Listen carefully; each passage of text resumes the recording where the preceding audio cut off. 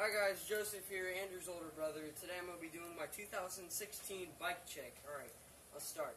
I had Odyssey Sean Sexton grips with Odyssey Par bar ends, Sunday Freeze top load stem, Odyssey tall stack headset, 2014 Fit Bikeco complete forks, Fit FAF 2.3 tire, Zach 30 rim, Odyssey end pegs, 4 of them, with a stolen revolver front hub, and for my frame is the Duke of Wellington Fit Marv signature with Odyssey PC twisted pedals, DK cranks, Shadow Conspiracy Scream sprocket, Odyssey Bluebird chain with an Odyssey 19mm bottom bracket, and Premium Stinger cassette wheel with a animal seat post and Fit Pivotal seat with Colt bars, Colt 9.2 inch with bars.